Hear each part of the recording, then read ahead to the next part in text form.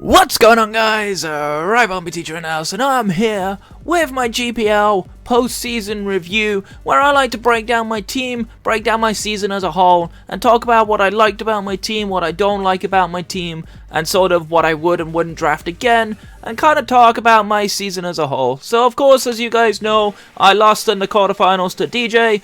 Definitely unfortunate, but we did hit our target this season, which, as always in every season I draft, is playoffs. I'm always looking to make playoffs. The GPL is such a stacked league full of talent. Making playoffs in a league like this is always an achievement.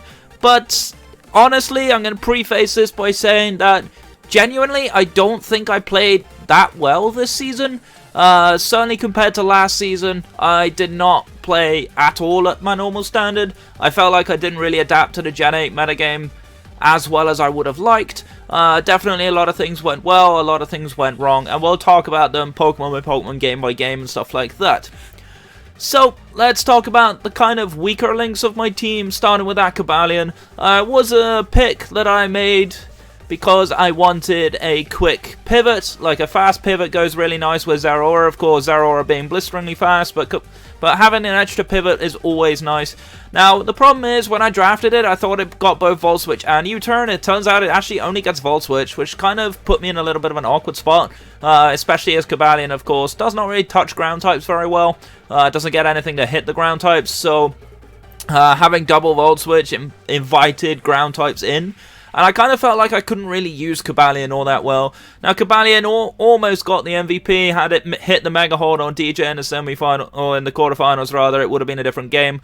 But you know what? You know, that's your luck, right? It just doesn't happen. I don't really feel like I could use Cobalion all that well this season, which was pretty disappointing to me. Cobalion is, of course, an A-tier pick. It's a very, very strong pick. I just couldn't really use it. It was unfortunate for me. I didn't really get a chance to use it as a rock setter all that much. I kind of either needed Assault Vest or I just ran it as a Sword Dancing Sweeper. So it was kind of a bit of an odd Pokemon for me to use. I don't think I'd draft Cobalion again, if I had to be honest, unless I had a different sort of team to play around it better. But yeah, I don't think Cobalion was the best pick for me. I feel like, honestly, that was probably the weakest link on my team. So probably I should have looked for a free agent swap on this one. I did consider bringing Copper Ajar into my team after I think Professor dropped it. Oh no, Pelly dropped it when he took over. So I was debating on doing that, but ultimately I decided not to make that trade. It is worth pointing out this was the only season that I've played that I've not ever made a free agency swap. I didn't make any free agency trades or free agent pickups in general.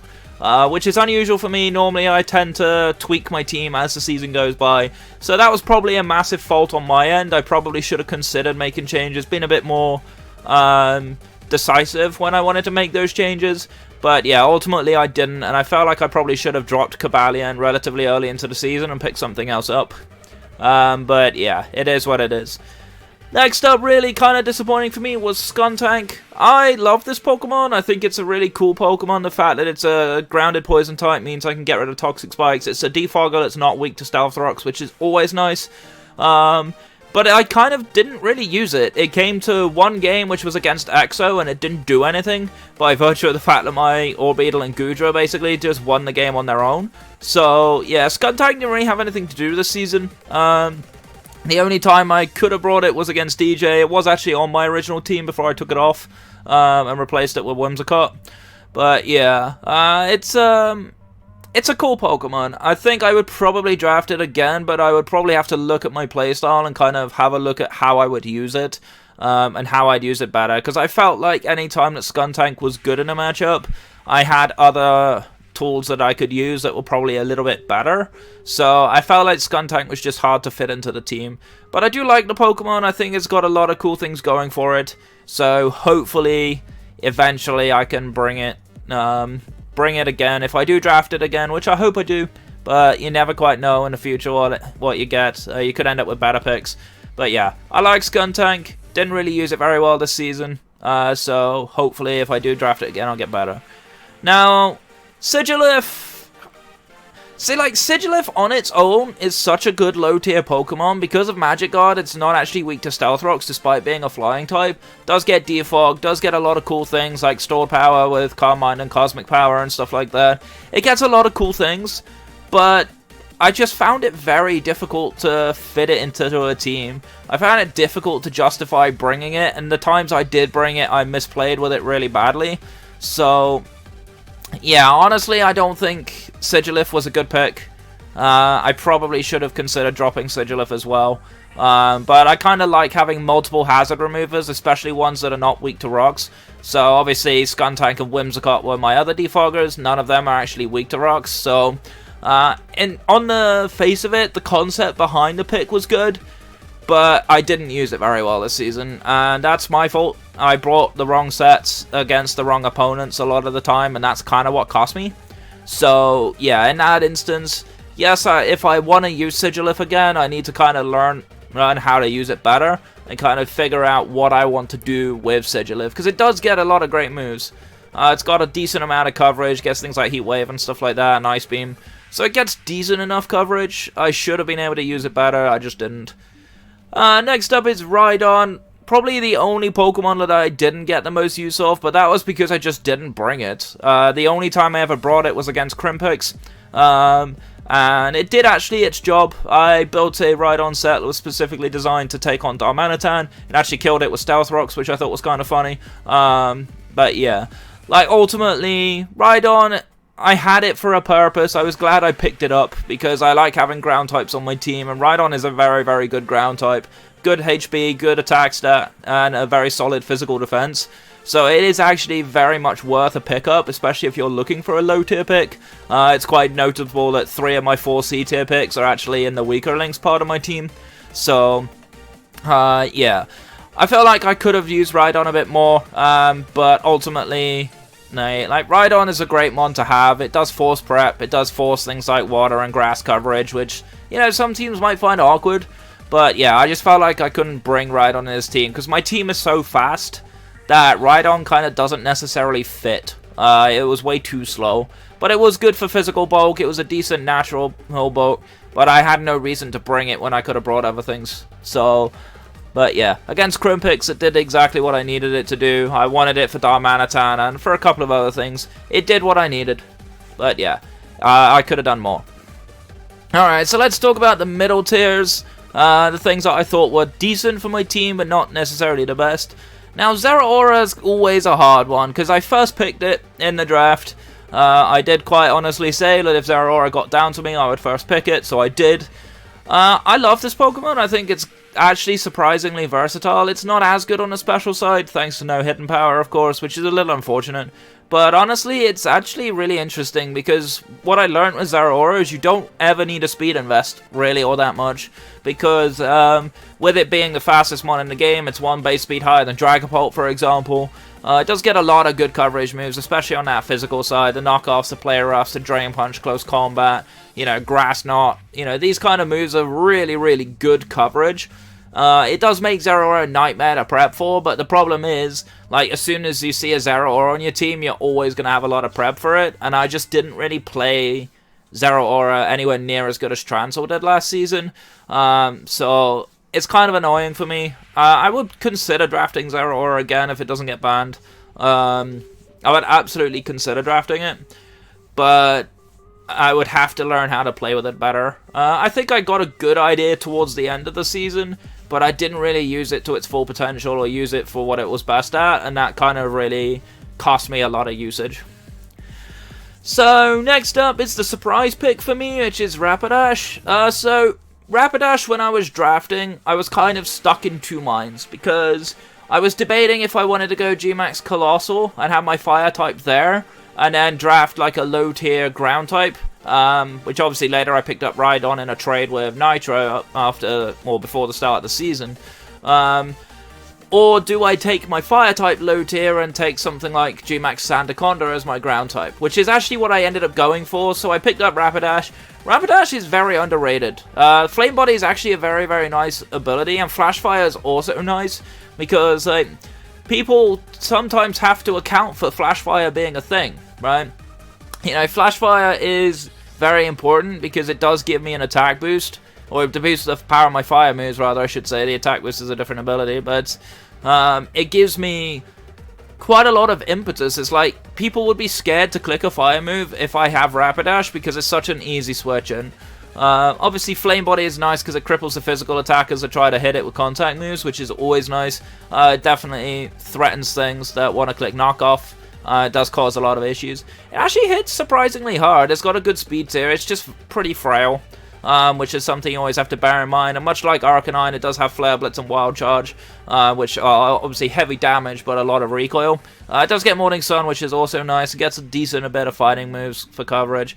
But yeah, like, Rapidash was fine. I think it served its purpose on my team. It did a decent enough job when it come, but it just didn't do as much as I would have liked. But for a budget fire type, I would definitely consider Rapidash.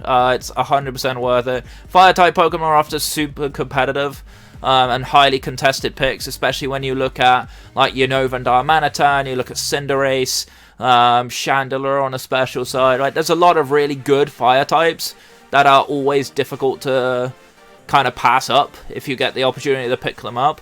But, you know, things like Arcanine, Incineroar, Rapidash, these are all good Pokemon. They're definitely worthwhile picking up. So I've definitely picked Rapidash, especially if you need a bit of speed. And Rapidash has got a solid speed tier. Speed tiers are always important to me in draft, so having the speed is always nice. Next up are my two bulkies, the two mons that I absolutely love, but I couldn't put them as MVPs, Whimsicott and Jellicent.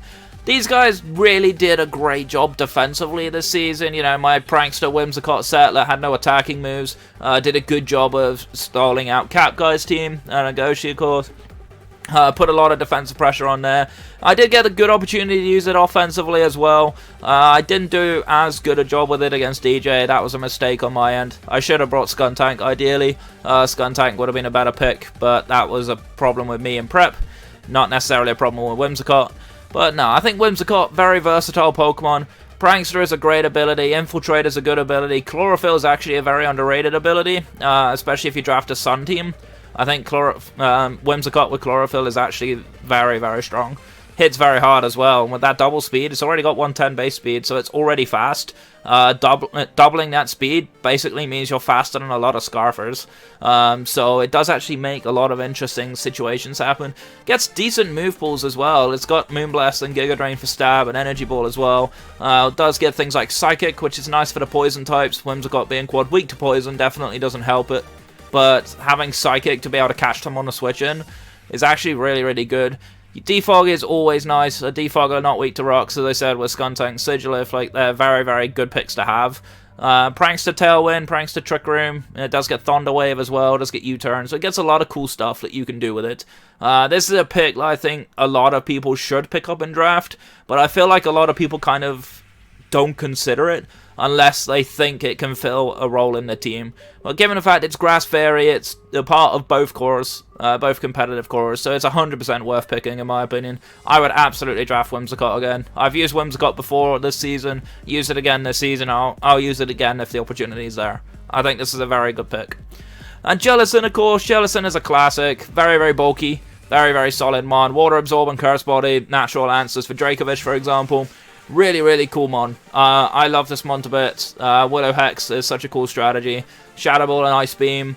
Scald, you know, it gets Recover and Strength Sap, which is very nice. Does get Toxic as well. Does get Sludge Bomb, which I use very well against Crimpix, for example.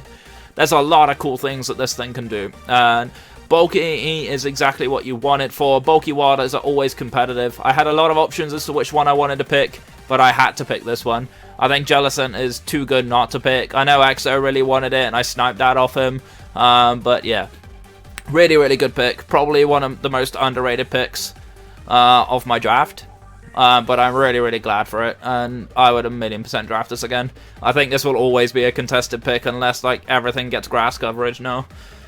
But, right, let's talk about the MVPs of my draft. Now, Goodra is a mon I've drafted before. I know Goodra relatively well. Phenomenal special bulk, really wide move pool, hits a lot of things it can do. And I use Goodra very well this season. I think it was probably one of the best picks of my draft in general. Goodra, of course, known for its special bulk, but actually I managed to use it offensively really well, especially against Krimpix. Gudra did a fantastic job of breaking down a lot of his team. Gudra in general causes people a lot of problems. It's a very, very solid mon. Has decent special attack as well, so you can really abuse it. Its attack stat is pretty serviceable. I think it's like base 95. So it is a very serviceable attack. And I think I used Gudra very well this season. Defensively and offensively, I think Gudra was definitely one of my MVPs. But my MVP and the pick I was so glad I managed to grab off of Burger as a free agency trade before week 1 was Orbital. Orbital, the G-Max, is actually very underrated. On a team like this that's blisteringly fast, it wasn't necessarily needed to be a web setter. Sticky webs, of course, is what it's known for. It's known for its great natural bulk. Doesn't offer a lot offensively normally, but with bulk, webs, recover, and hypnosis, it has a lot of impetus. Like, it's a really scary mon. Does get things like skill swap, which is actually a really cool thing. I had a plan for Transl to use skill swap if I had the chance to.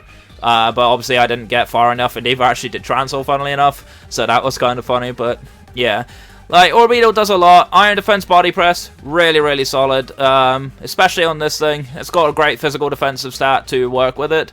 The nice thing about this thing is it can set up on a special side as well. With Calm Mind and Stored Power, it actually does quite a lot. Obviously, G-Max Gravitas, not the best G-Max move in the world, but sometimes I don't think you need the G-Max move. Gravitas, of course, when you use it, does considerable damage. Not the best damage, but does considerable damage. But yeah, Gravity is actually nice because it stops flying types for me now to freely switch in. But yeah, it's a cool Pokemon. I would 1,000,000% draft this again. A few people have actually said to me that they'd like to give Orbital a try after they've seen me use it. This Pokemon did actually get an award. It was considered the best defensive Pokemon of the season. But yeah, I think it's a really, really good pick. And if I get it next season, which I doubt I will, you know, you never quite know with draft order and various things like that. You know, some people might have realized it's got a lot of potential. I'm really happy I picked it. I'm really happy I got to showcase what it can do, especially on the offensive side. Defensively, I'd love to be able to use it again, so I'd love to kind of draft maybe like a slower pace team. My average base speed was 100, so I was very fast already. So I'd like to try and draft it in a slower draft and see what happens. I definitely think it'll be interesting. But yeah, that's going to be the team for this season. Do I think I played well this season? No. I threw against Tyler. I was greedy with Zeraora. I should not have close combated the Snorlax. I should have alt switched out, which is what I thought about doing, and then I decided not to. Turned out it was Choppleberry, so I messed up there. I played pretty well the next couple of games, and then I threw against Burger. That game I should not have thrown. I think, honestly, worst game of the season, like, if there was an award for that, it would probably be my throw against Burger. And it's not because, like, Burger just got lucky. He didn't. He did play very well to find his way back into the game after I really crushed him early. But yeah, that was purely my fault. I lost that game. Now, that last season, that sort of thing didn't happen, so, you know, it's kind of a bit worrying that as I've adapted to a new metagame, I've kind of lost track of certain things. So that's something I need to work on. I need to continue playing that methodical playstyle that got me success. You know, I felt like against Burger I was rushing, and that's what cost me.